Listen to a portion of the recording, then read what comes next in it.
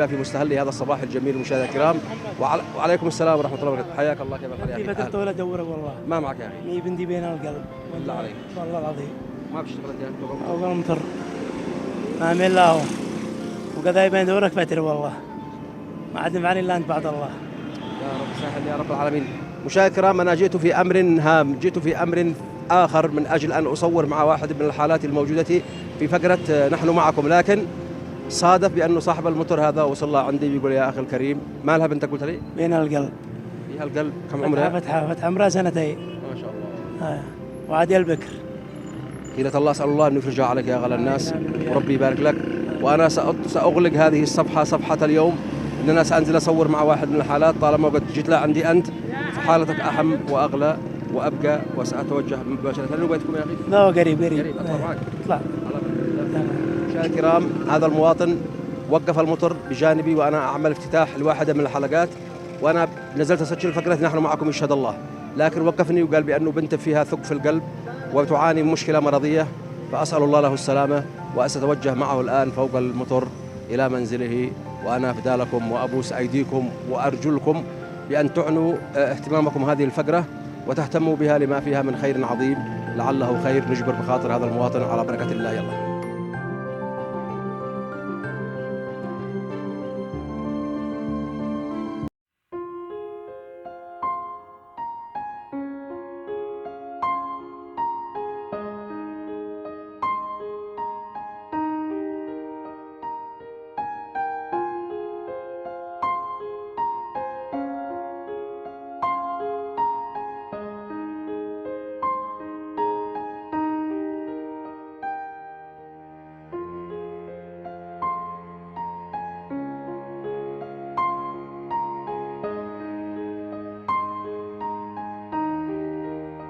الدكان. الله المستعان.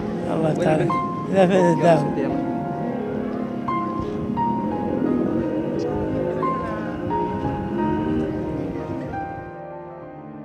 يبدو مشاهدينا الكرام بأن المواطن مسكين وعايش في دكان، والدكان خلفي مباشرة، والآن نذهب نسجل مع الحوار التالي. تابعوا إن شاء الله.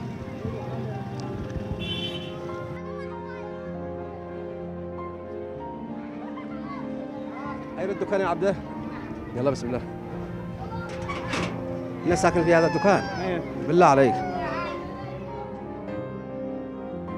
مشاهدينا الكرام، هذا هو الوضع كما تلاحظوا، بنت تبكي ليل ونهار بسبب المرض وبسبب الأزمة التي تعانيها. تخيلوا بنت عمرها سنتين تعاني من ثقب كبير في القلب، يحتاج إلى عملية فورا ومستعجلة وبشكل فوري.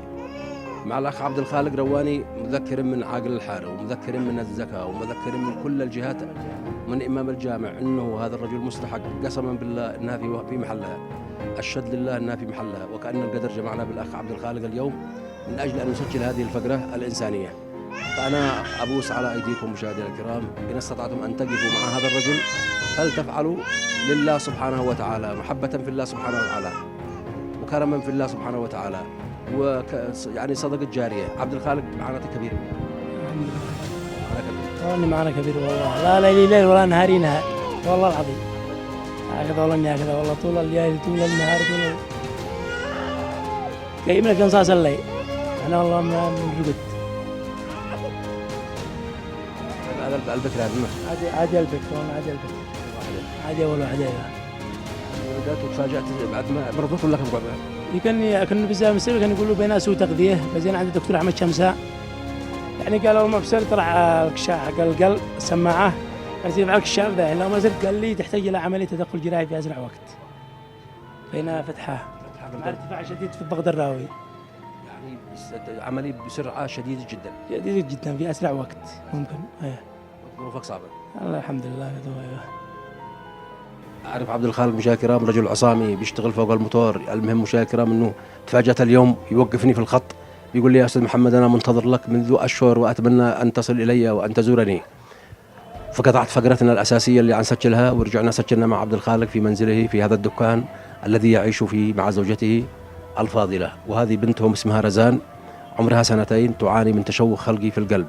فبالله عليكم مشاهدينا الكرام، هو مستعد يبيع موتره، هو مستعد يعمل أي شيء المهم أن تنقذوه وتقفوا إلى جواره. أضع رقم الأخ عبد الخالق وهو 7719183977 على الهواء. أنا أفدى لكم يا مشاهدينا الكرام. مش بعد يتصل بيقول لي ما قعد إلا 20,000 ولا 50,000. أنا أفدى لكم مشاهدينا الكرام. العملية مكلفة، وخلوا واحد من المواطنين الأكفاء المحترمين يعملوها خير لوجه الله في هذه الأيام المباركة من المولد النبوي الشريف. بالله عليكم اجبروا بخاطره واعملوا له هذه العملية، ما تكلفش إلا مبلغ بسيط. قد واحد منكم مشاهدينا الكرام من الميسورين يستطيع أن يعملها ويطيب خاطر الأخ عبد الخالق، سيكون أسعد الناس، سيكون أجمل الناس. بنتكلم بلسان العلم لأنه أنا أب وعارف ما معنى كلمة أب، أن يبرد ابنك أو يعاني ابنك. الطفل عمرها 2 عندها الصعوبة الشديدة في التنفس، ما استطاعش تتنفس خالص خالص خالص. نعم، مشكلة قوية. ما قالوا كم تكلف العملية؟ تكلف $8,000. ما كذا. لو تقبر طول عمرك ما تدري تجمع المبلغ هذا. والله مدى الحياة.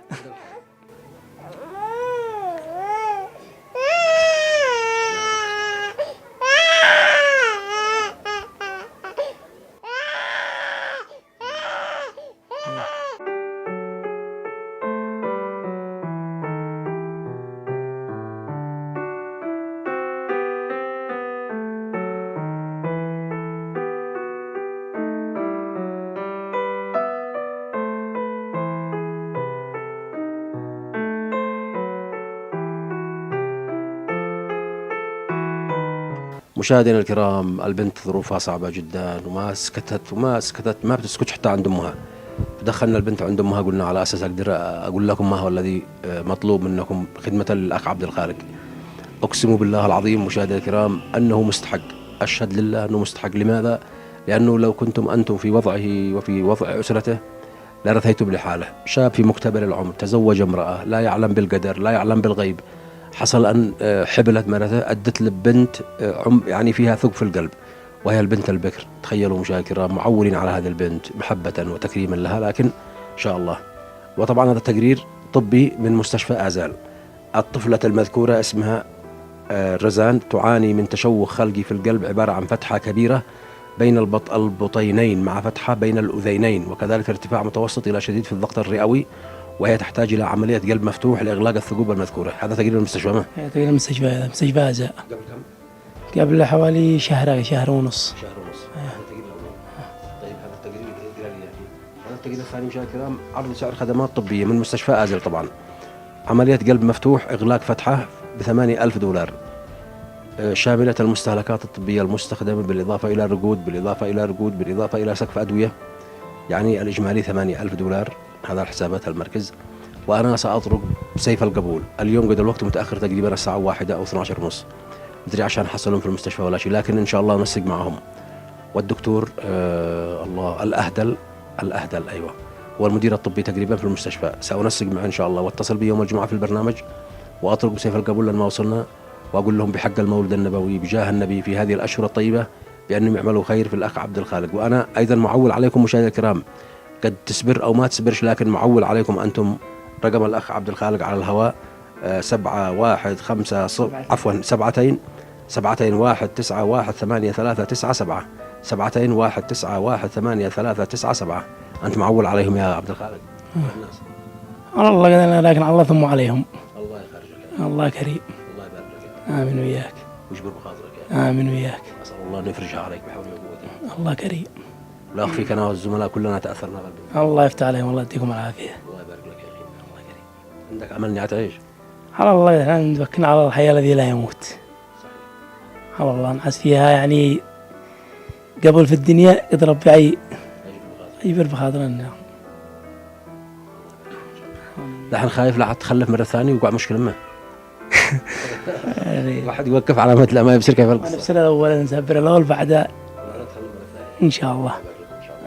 طبعا مشاهدينا الكرام، هذه إلى من يهم الأمر من فاعلي الخير جزاكم الله خيرا.